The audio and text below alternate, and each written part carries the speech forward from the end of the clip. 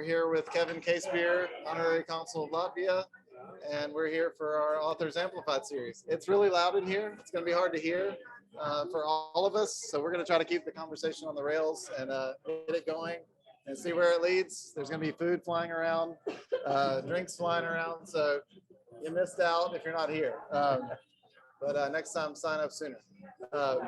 Anyway, if you can corral your spouse, your better half over there, we can maybe get going. But anyway, Stacy, we're gonna start.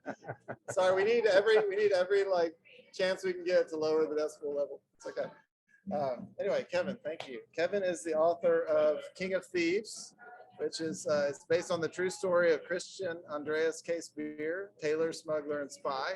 And this is, if you don't know what this is, our Authors Amplified series. So we take Georgia authors who are doing interesting international related work and try to spotlight them in a way that showcases their work more broadly to the community. So Kevin is kind of a twofer because he's both an author, well, threefer, I should say, author, filmmaker, and honorary consul. And our setting here, the reason we are in this particular venue is it's the Consulate Restaurant. So we want to thank them for hosting us. We want to thank the Atlanta Global Studies Center at Georgia State and Georgia Tech. They've sponsored the series. Okay. Although nobody's here in person, we always like to thank them. And you're going to hear the shaking of martinis in the background too. So I think that's part of the consulate's appeal here. It's a little bit hidden away here in Midtown, and we hope y'all will come check it out. Anyway, Kevin, tell us a bit about your journey to diplomacy. You're not a career diplomat per se. You didn't just go through the diplomatic academy and all that. I think I wrote the story about you becoming honorary consul of Latvia 2017 or something. right? Okay. 2017. Well, first of all, thank you for having me, Vicky Driver, and for Global Atlanta, and for all you guys for being here tonight. So and I'll very try happy to be here. This way so you can kind of talk. So yes, I was working with George Novak, the consul of the Czech Republic, and Eric Vonk at one time with the consul of the Netherlands. So I was somewhat familiar with the consular corps, and I noticed that the Baltic nations of Lithuania was represented, Estonia was represented, but there was no Latvia here. So I guess how I became a consul is a little bit different, because normally the countries will seek out the person. Yeah. And you and I have had this discussion, and I would happen to be honest, I happened to be probably the right place at the right time, and spoke to the ambassador in Washington. He invited me to Washington to discuss Latvia, and I threw my hat in the ring as a candidate, but I said, if not me, you need to have someone to represent. And little did I know at the time what was going on as far as the 100th anniversary was coming up. So many activities that Latvians were kind of left out. So he invited me to go and visit Riga, the capital, and visit Latvia about a month later. And so I did, and met with all the ministers of the foreign ministers. And just loved it. I loved the country, loved the people, and thought this is something I would really like to do. And they, it was good fortune to me that they thought the same. So I was very honored. I've heard you kind of committed the cardinal sin of honorary consuls, which is don't ask. But apparently that advice is outdated. Well, I think in my case, you were like looking out for them, saying like, look, you need the representation. Yeah, that's and it's probably still pretty much true. That probably not the best way to go about it, but I didn't know at the time, Ignorance is bliss. Exactly, that's pretty much true. So it worked out. It worked out fantastic. So I've it's a privilege to represent Latvia. And quite an honor. So the more I've learned about it, I'm one of the few. There's actually 3 of us in the U.S. that are not Latvian heritage. Although during my research, I found out I do have some Baltic heritage. Oh wow! But there's 3 of us that don't speak Latvian. But there are others besides me. But it's a fantastic country, great people, And so I just enjoy talking about it because it's such a great country and Well, great people. it's the perfect. I mean, at the time, you know, the 100th anniversary was coming up, like you said, their independence. And now, I mean, just with all that's going on in the world geopolitically, it's a true testament that you can't really ignore any country. You really have to pay attention. Right. Latvia is a NATO ally. We've got troops, I think, from Georgia that are stationed there now. So 2 points on the globe, there's always some kind of connection, and you're a good representation of that. Right. So we're full in NATO, WTE, EU. So it's full in. So yeah, but we're not here to talk about Latvia per se. You've written this novel, I should say, about a true-to-life character, historical person, Christian Andreas Casebier, who is from which you are a direct descendant. Yes. When I was doing a little bit of research online, it's the story is known. So, at what point did you know that the story that was out there was related to your family history? So I discovered Christian in my research, and so my wife and I had done ancestry research for like 15 years. Yeah.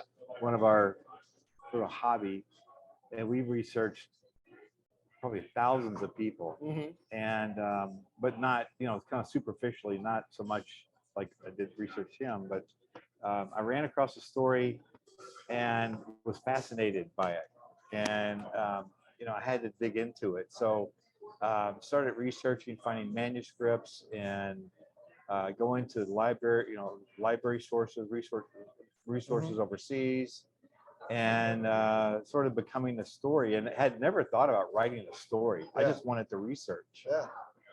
And then what happened was one day out of the blue, I had a Hollywood producer call me. And he called and asked about tax incentives film tax incentives for Latvia. And he goes, tell me about them. Not for Georgia, which is known for its film tax. Yeah, in Latvia. And just like the states, the countries compete with each other for film. So, I told him, I said, I can't tell you a thing about tax incentives, but I'll find out because I'm going to be going over there. So I go every other year to the capital. And he said, while you're there, if you hear any good stories, let me know. And I'm like, I don't have to go to Latvia to tell you a story. I can tell you one right now. So I told him about this. I knew it well enough to tell him in a couple minutes about the story of it's my sixth great grandfather, Johann, his older brother, and his younger brother, Christian. Yeah. So I told him about it. He said, that's a great story. He says, write me an outline. And I didn't want to tell him I didn't know how to write an outline. I just said, fine, I'll write you an outline. So I started writing down an outline. And after I Googled how to do it. And so while I'm doing this, I'm researching. Now I'm really diving into it because now I have a mission, right? And so while I'm writing this, my daughter, who was working at a studio at the time, OFS over here in Norcross, had probably done 80 films. Yeah. Hunger Games was shot there. She works for a comic book publishing company, one of the largest in the world. And she was there and saw the producers and so forth come in and go in. Unbeknownst to me, she spoke to some of the producers about what I was doing and said, my dad's writing this story. I mean, and you ought to hear what he's got to say. And I was very surprised. They said, sure, we'd like to hear what he has to say about it, or about the story. So I met with them. And one of them invited me they loved the story. So we'd like to produce that as well. And meantime, why don't you help us with a couple movies that we're doing? Yeah. And so I ended up joining a film production company. Okay. So it wasn't something I set out to do. People ask me how I got into film. I mean, it was by sort of happenstance, really. So sort of the honorary consul gig sort of got backed you into it in a way, because you were asked about the Latvian film. Exactly, right. That's really interesting. I hadn't thought about that. Yeah, I mean that's being an honorary consul. It's been course, like I said, it's a privilege to represent the country, but it opens a lot of doors and things I never would have dreamt of. This is in one of them. Latvia is also, I mean, to go backwards a little bit in our conversation, but I remember there was a researcher from Georgia in Switzerland who had done study of honorary consuls around the world and how countries use them. And I think Latvia was like the case study in terms of the number that I think there's how many across the country, 11 or something. There are 20. So 20 now, and worldwide there's like 200. So so they've really made use of that as an avenue to promote the country in lieu of having a huge diaspora or something like that. Exactly, and it works out well for the country as well. And but so it's is that the getting into the film? Was that helped you? What helped you do the War Below movie? Or were you already working on that? Well, the War Below was actually in had a script, a rough draft of a script that was already done. Yeah. When I came on board. Eat something. Don't be paralyzed. Okay. Come on. So the War Below is based on a true story, set in World War I, and basically about a group of guys that. They refer to them as the clay kickers. They were actually miners. They try to come in to help turn the tide towards the Allies' favor because they were really at the time losing the war. And so World War I, right? World War I, right? It was like the trench warfare. Yeah. So they had to dig. They were digging like 30 feet below, but so were the Germans. So sometimes they would intercept each other's tunnels. Oh my gosh. So they had to go deeper, like 100 feet below, in order to dig that deep. You really had to have miners, and the soldiers weren't miners, so they brought them in. Most of them didn't really qualify to be soldiers because they had black lung and so forth, so they stayed home, and they didn't want to stay home because you couldn't tell that they weren't physically ill. They were people wondered why you at the front, aren't you fighting? So they wanted to fight. But this is a movie you've made, you've helped get made, and it's available on Amazon. It's on Amazon. It was on Netflix in the UK, and it's on Amazon here. But it's called The War Below. Okay, cool. And we'll send people a link to that. I don't want you to give away the whole story, so I want to get to the book. Christian has been described. Your main character has been described as the Robin Hood of Prussia. You're right. But it's certainly a different time frame, right? Like Robin Hood's more Middle Ages, whereas Christian is living in the 1700s, early 1700s, under Frederick II. Frederick, right? Exactly. And but tell us a little bit about that world, because you really create the world within the story. There's a lot of detail about the tailoring business, about the merchant class. Like, I guess maybe the first way to get into is to talk about merchants and textiles, and how important that was to the economy and how that may have led to some wars. Exactly. So that's something I actually learned in doing my research. So, one, the King Louis of France, because they were Catholic, he ran off all the Protestants and everyone not Catholic. And a lot of those people that he ran out of the country were merchants. So he essentially ran a lot of the merchant class away. King Frederick is very smart and realized that he was going to be accepting of this class. So he encouraged them to come and stay in Prussia. So what are we talking about when we're talking about Prussia? Because I mean, like, a lot of us went through European history a long time ago and didn't. I think there's a seat over there, Joe. One seat on the side. A lot of us don't know what Prussia is, myself included. So tell us about what that encompasses, or what it did encompass at the time. Well, it's basically what started. It was the predecessor to what we know today as Germany. So mostly Germany. Y'all hear it at all? You're okay? Let's try to. Yeah, let me. I'm going to move over here so you're looking at me. Okay. Jerry, can you move this way? At least the orientation will be better. So yeah, tell us about Prussia. So, Prussia was kind of a fledgling empire, you might say. King Frederick I was really known for his military. He was a military strategist, And one of the things that King Frederick II, who was more of a, I guess you might say, a benevolent king, he needed sort of an industry, and textile was that industry. And what I learned is like the Medicis and a lot of the wealthy families prior were cloth merchants, and cloth and textiles was a big money making part, you know. So Austria was known for their textile, and Austrian-Hungarian Empire, of course, was the largest empire, and they were known for their textile industry, particularly in Silesia, part of Austria. So what King Frederick did was he was invited by Maria Theresa, she was very young, to protect her against the French. And when he went in with his troops into Silesia, he decided not to leave. In fact, he was going to take Silesia. That's what he did. So that became the Silesian Wars and the War of Secession between Austria, which went on for many years, back and forth. And so that's the background and setting of this. And King Frederick is an interesting man in himself, but he had a lot of interest. He was friends with Voltaire and Bach, and he played musical instruments, and he was a philosopher. But he believed in this is before Adam Smith and so forth. So he believed in isolationist, and not giving up your gold and keeping everything in house. And so in order to get goods, at some point you weren't allowed to trade. And so this is the part of the book that when I did my research, I realized that the most likely thing for Christian to be would be a smuggler.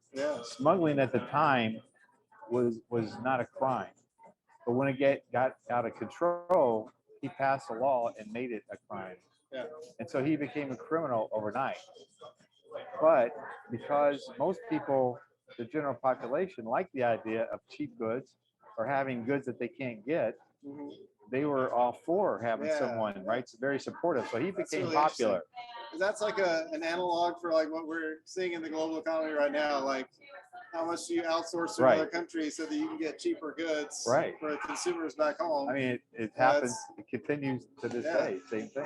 So we were talking about merchants and trade. That's kind of in the 18th century Prussia, where the book is set, and how important textiles were back then, and how that kind of connects with how we think of the global economy today. Because the main character is a smuggler, and he's taking cloth across borders and making sort of ostensibly illicit money, but it's sort of welcomed by the common people because they get access to goods at a cheaper price. Right? So good idea. Let's do it now. Did I hear correctly?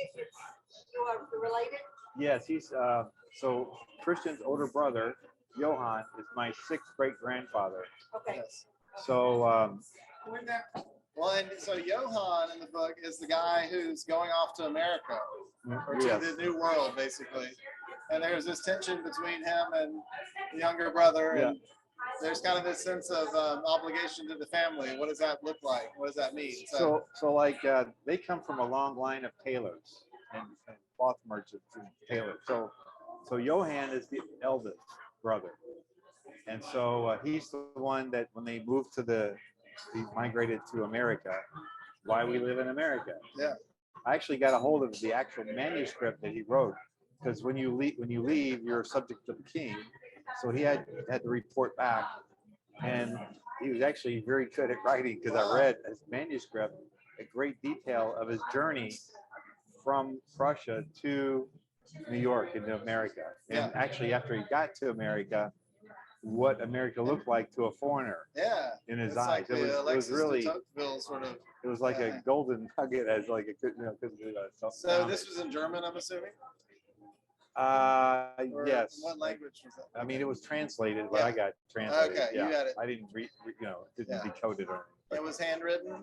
Okay. Handwritten laws. So tell us how you got a hold of these like older documents to be able to like substantiate a lot of these things. Because Well, it's everything's online. I mean, that's really. So, but you did say you did some research in Europe as well. Oh yes. Okay. Yeah. I mean, you can research everything again online, and through Ancestry.com, there's a lot of access of a lot of resources there. But getting back to answer your question before, so the setting of it being it was actually the first global war. So it actually affected the American colonies. So the all of Europe and the American colonies were involved. This is the early 1700s, mid 1700s. And so it's not really World War Zero, but it's close, like First World War. Yeah. So, but that kind of set the stage of Europe. Yeah. And and then King Frederick, of course, set up for later on becoming Germany. So without giving away too much of the story, I mean, obviously we want people to read the book. We got the copies of the book. So what gave Christian this angst or whatever that motivated him to leave home? And then what's kind of the broad outline of what he ended up doing that got him into the situation they did? Because you start in Prague. The book starts in Prague, Right. 1757. Right. Sort of like, and then it flashes back. It's kind of like the pinnacle of the story. Yeah, it starts exactly. in Prague. But so Christian was the youngest brother, unlike my grandfather, who was the eldest. So typically the eldest brother would inherit the business, and his older brother was very skilled at he was well known for his tailoring, and their clientele was aristocrats and noblemen. And that's important in the story because they learn the ways of the noblemen. They speak, the mannerisms, which is very important. Christian is a very bright guy, and he speaks multiple languages. He knows the ways of the noblemen and the aristocrats, although he makes fun of them. Yeah. But he knows that world very well.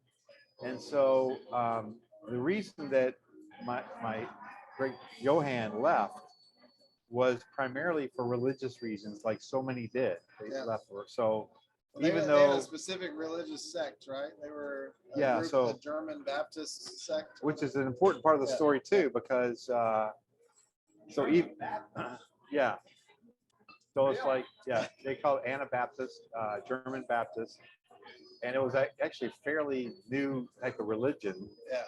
And but one of the key things about the religion is that they were pacifists, didn't believe in any violence. So they grew up with that. And so they didn't participate in any war, things like that. However, as a side note, so Johann's son was later killed in the Indian Wars. And from then on, the family participated in every war since. They were no longer pacifists. But back then, they were pacifists, part of the religion. And so they wouldn't have fought with the Prussian army.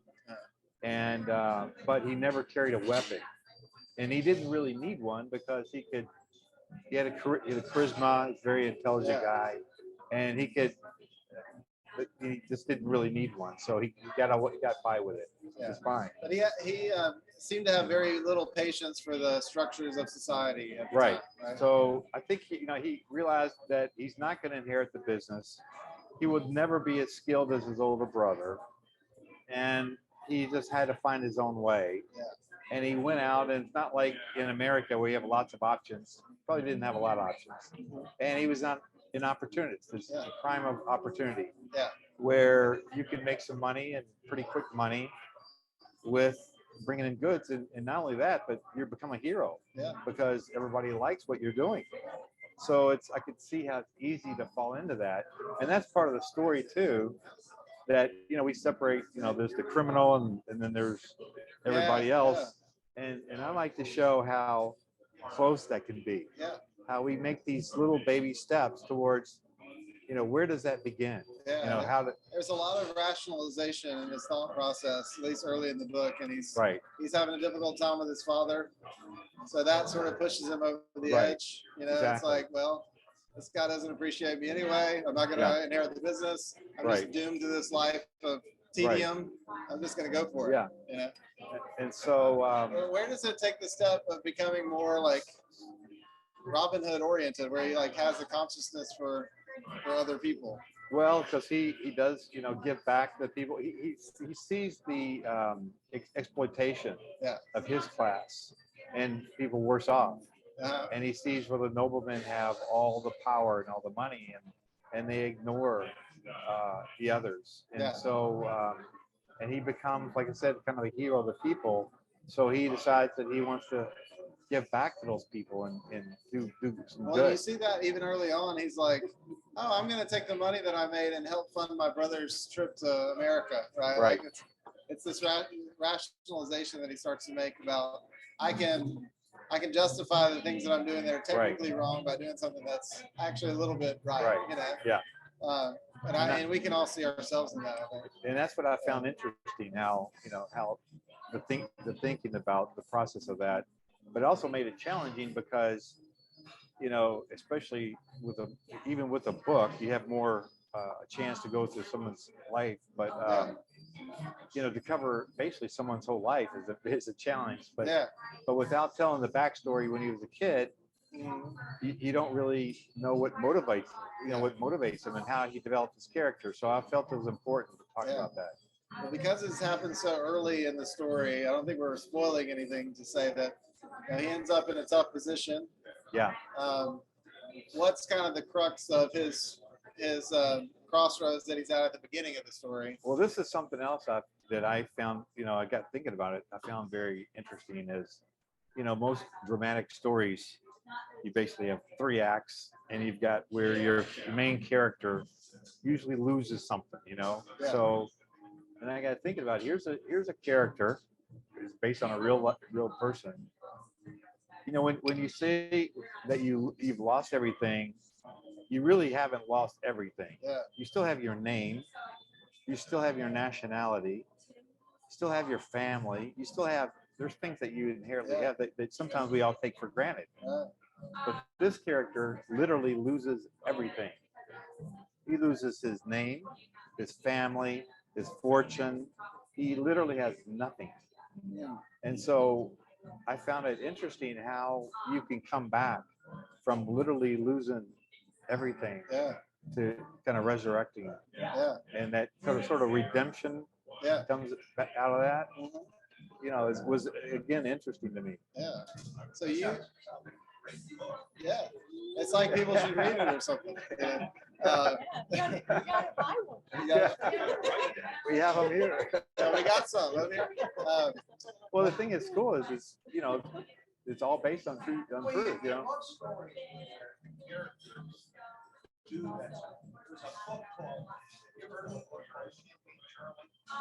Champagne Charlie.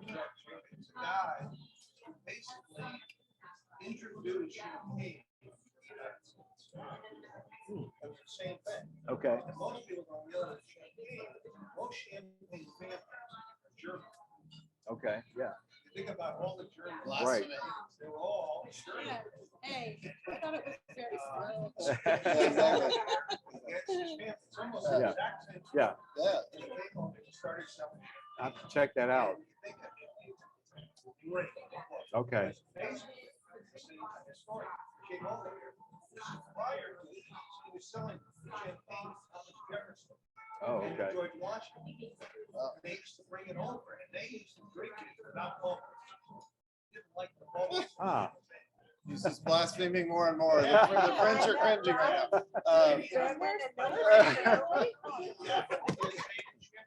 Well, so tell us about like obviously you had to embellish some of the details, right? Because you don't have a play-by-play of Christian's life. Right. So how did you make those decisions, and then how did you get like the period detail that you put in the book? Well, like I was saying earlier, I sort of had like there's the parts that I know are true. I took that. The parts that I sort of guessed at and figured that could be true or most likely true, and then there's parts that are totally made up that I had to create characters to tell the story. Right. So I kind of saw it in 3 different parts. Yeah. And to make it fit, because you know when you're writing a book, you don't want to write a history book. Right. You want to write a novel, and Yeah. novels have character. Yeah. So you got to think of it in those terms. You're not And so- lecturing, you know, you're not. Yeah, you're not lecturing about. I didn't want to write a history book. Right. So, but I also want to get a true painting of the story of what it would most likely the real story would be too, because the real story is very interesting. Yeah. And You don't have but to embellish that. you too don't have much. to embellish too much. Yeah. I mean, and that's what I found was the key was the research. Uh-huh. The more I did my research, the more it revealed to me some of the truth. Yeah. And so that really helped a lot for me. What do you feel like you learned? I mean, because the prologue is sort of like, this is how this relates to me as the author, you know? Right. And I was wondering what you kind of learned about yourself through the process of research. I mean, your family, like I've been in Kentucky for a while, Right. but also like you have these connections to Europe, like your brother lives in Prague, right? Right. And so like Yeah, he lives in Prague. you kind of straddle this line, and I just wonder Right. what you kind of Well- learned about yourself in the process. I don't connect to him being a thief. No. He's a But- barber. Yeah, my brother. Yes, my Barber brother. and barbecue guy. Yeah. So, but my brother is a character in himself. True. Yeah. But he's done a lot of different things. Like I've done several things too.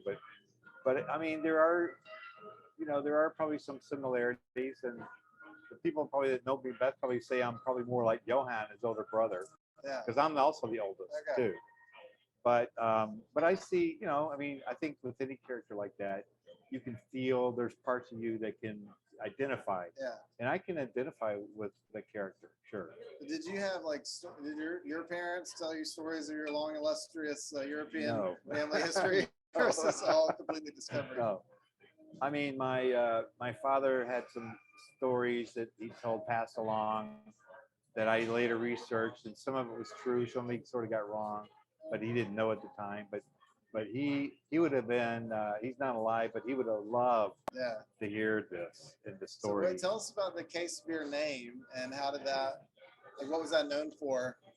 Well, Other than actually, tailoring, but like. yeah. Well, back then it was for tailoring. It's well known, and they made their career off the cloth business industry and tailoring. But today, it'd be probably my brothers. It's interesting too, I guess, because so the tailoring was multi-generation. My brother and father and grandfather and so forth, it's all with shears from cloth, hair cutting and so forth. Interesting. And I thought that was kind of interesting as well. Yeah. So my grandfather started when he was a teenager. Started a barber shop. Then he went to work for Brown and Foreman Distillery for like 30 years, retired, and then went back. And his retirement, he's a very social guy. My father was, and just didn't see himself just retiring and kicking back. So he opened up a business, a barber shop. And So there must be shears on the family crest. yeah, it must be from way back. I don't know, but other than that, I can't tell you what is there any meaning to it. But Well, so two last questions, then we'll let people eat some stuff and kind of cut off the conversation. But what do you feel like we can learn about modern day Europe from your research and from the book? Like, the origins of it and how it kind of works today. well, I think the biggest lesson is that history repeats itself. So, we didn't learn in World War II from World War I. Yeah. We didn't learn from World War I about the global war. And the things that we read about in this story, I mean, could be very applicable. I mean, not just in the war, but other as well. So it's, even though we think of it being hundreds of years old, in a way, it's very current as well. So it's got a very current themes to it. Yeah. Well, even the idea of like poverty breeding discontent. Right. Like that's a whole like theme that just runs through Exactly. everything that all the instability we Right. see in the world today. Certain aspects of it. I think that's probably the biggest takeaway, one of them. And then, I think, and I think he did in a way. You've seen the story, but everybody has a moral compass. Yeah. but make sure that's directed in the right way, because it's easy to get it off path, as you see. And I think just having that, that bigger purpose and so forth, and having some bigger goals and so forth. And then I guess the last question from me will be, and I'll let anybody else ask questions if they want, but when is the movie version coming out? So hopefully soon. So that was of interest, of course. Yeah. And so there has been a. And that kind of loops back to the earlier conversation that y'all may not have been able to hear. He was saying that you were first approached about this story by a movie producer. Yeah. That's kind of set this whole thing in motion. Right, but he didn't, actually, he was interested in the story. Yeah. But he was actually contacting me about this tax incentive for Latvia. That's how I originally spoke to him. But yeah, that's how it all the ball got. That's rolling. how it all got rolling. But like, is it, the rights purchased and we're just waiting Well, on the production? Or I own the rights because I wrote the story. I know. I'm saying like, yeah. But so I have the rights of it, of the story, of course. But there has been a screenplay written. Okay. And the guy, one of the writers who wrote The War Below, which is a movie that we produced, actually wrote the screenplay. Oh, nice. So writing a screenplay is very different than writing a novel. Oh, yeah. So you may know, but writing a novel is to the general population. Writing a screenplay is basically to one guy who's going to interpret it, or the cast. So it's a whole different ball game, and I didn't feel like I was, right. I didn't get up to speed to write the screenplay. I wanted it to be done well. So it was a very good screenplay. I ran it by some critics, and out of 16,000 screenplays, they rated in the top 5%. Some of them in the top 20. So I think it's a good story. It's a little bit different from the book, but it's essentially the same story. Yeah. So and hopefully, judging by your writing and how you really created this world, I think it'll be great visually. Yeah, I think it's perfect to be set in Europe, design. and where it's originated in Prague, in that area. Yeah. So I think it's has a potential mass appeal to it. Yeah. Certainly an international appeal. For sure. So well, great. Stay tuned. Yeah. Well, thank you so much, and we'll keep everybody apprised. Maybe we'll write something when you got the movie. When you want to push it out there. Of course, we'll write something about this as well. But I wanted to open it up. If anybody has questions, if you couldn't hear something and you want to clarify, like, thank you. Yeah. Question. So many of us have had aspirations to write a book over from time to time. So how does one go from concept to actually writing a book, completing a book? How did you make the time? Right. How do you stay on task? How do you stay focused? Of course, this is part of your family, as you said, so there's some motivation there. But how do you get from beginning to end without getting off track? I say the main thing is to have an outline. It's like the blueprint of your book, and then all your research, and then just dedicate time to write. Are you a night writer, morning writer? Like, how did you I'm not a morning writer. Okay. Really not morning. I'm with you. I'm a night writer. I mean, it's to me, it's interesting because it's the solitude at night, and it's I don't have to listen to phones and the email and stuff, and I can focus. And I think it's just doing a little bit every day. But also joke. I mean, it's 300 and some pages, right? Like, but you're also like entering into a world too. Right. So after a short time, the characters become real. Yeah. And they are real, but they become real. Yeah. And you start relating to them. It's almost like they're speaking to you too. So they sort of, I don't know how to put it, but it sort of like comes alive, and it helps you. I mean, obviously you have to have a subject that's personal. I think everybody has a story to tell, and certainly could do it. But it's getting the framework done, doing the research, and then just sticking to it, and set aside some time where you just is your time that you enter into that world. Yeah. That's just, I've done one book, so that's all I can tell you. That's good. Anybody else got any questions? How long did it take you to write it first? It took, so the actual writing probably about 9 months, but the research was many years. And a lot of that was done prior. me even thinking about writing. So that was very helpful. Yeah.